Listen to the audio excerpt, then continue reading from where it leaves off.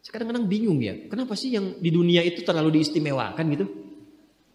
Mengistimewakan yang hilang itu nggak ada kerjaan.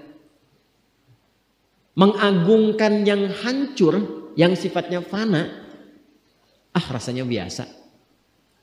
Apa yang mau dibanggakan sih? Dan yang paling menarik tuh begini, ketika meninggal gelarnya pengen sama dengan yang dianggap ringan atau rendah status sosialnya itu. Siapa yang besok memilih tidak sholat subuh, pilihannya pilih Innova atau pilih sholat subuh? Yakin? Kalau saya pilih Innova dipakai untuk mengantarkan sholat subuh, nah itu lebih bagus. Ya, jangan dipotong sampai situ ya. Ya bisa aja kita pilih Avanza, bisa pilih Ferrari, bisa pilih Pajero ya.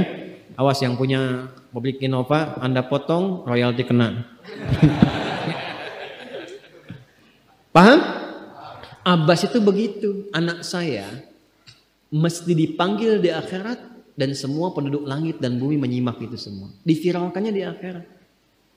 Viral dunia itu sementara, internetnya diputus gak viral lagi. Kadang-kadang yang viral kemarin kan sekarang gak ada lagi, ya kan? Yang viral tahun lalu sekarang sudah gak ada, ya kan? Jadi belum selesai kehidupan sudah hilang juga viralnya. Akhirat itu selamanya. Dan biasanya begini, kalau orang-orang yang diviralkan oleh Allah atas kehendak Allah itu abadi melintasi setiap masa.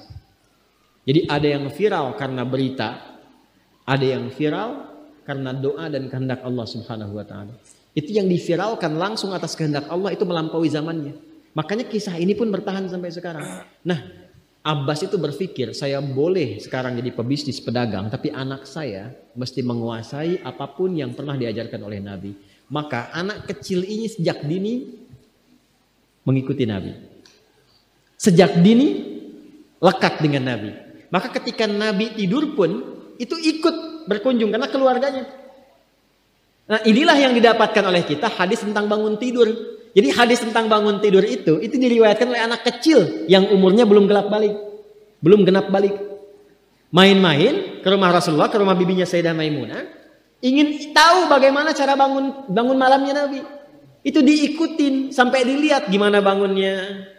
Duduk dulu, kata beliau duduk dulu.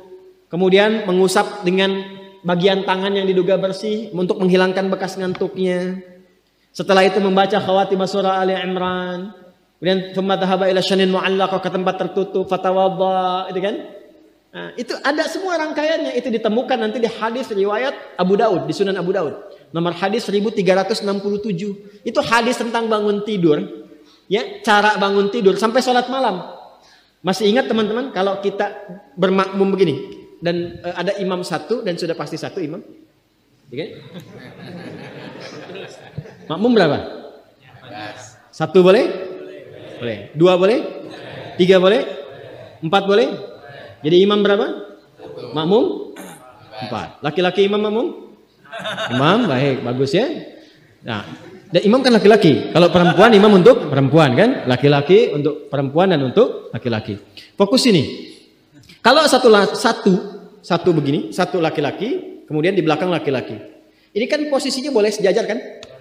Ya kan? Yang imam ini, makmum ini kan? Tadinya di belakang, tarik begini sejajar. Ini yang meriwayatkan anak kecil yang belum balik itu. Itu riwayat Ibnu Abbas. Satu paket.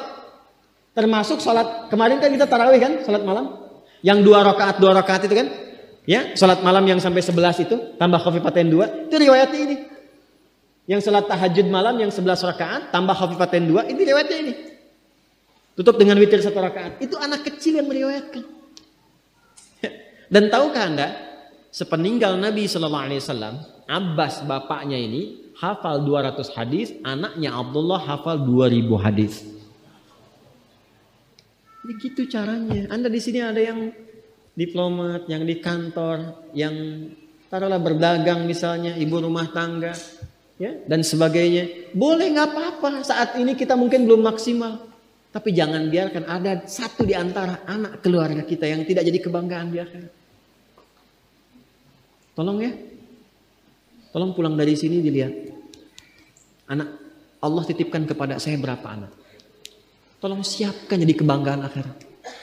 Satu aja jadiin ahli Quran. Untuk pelita di rumah tuh. Penghilang kesedihan, penghilang kegelisahan, mendatangkan semangat. Itu demi Allah saya katakan, gak ada yang paling indah kecuali saat ayah pulang ke rumah. Tiba kemudian dia melihat anaknya yang kecil sedang murajaah. Amma yatasaalun. Bahkan surat yang bapaknya sendiri belum hafal. Jangankan pulang ke rumah, Anda sedang mau rapat, dikirimi video anak Anda 3 tahun membaca surah Al-Ikhlas. Itu hati tenang. Itulah Quran. Itulah Quran. Maka belajar dari Ibnu Abbas ini, apa yang terjadi ketika orang tua mampu memfasilitasi anaknya demikian, sekalipun orang tuanya tidak mencapai apa yang diraih oleh anak, tapi orang tua mewarisi setiap pahala yang dihasilkan dari anak itu.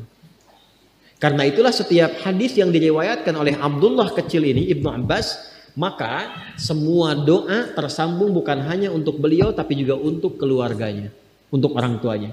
Karena itu kalimatnya bukan radhiyallahu ta'ala anhu, tapi anhuma, untuk Abdullah dan bapaknya.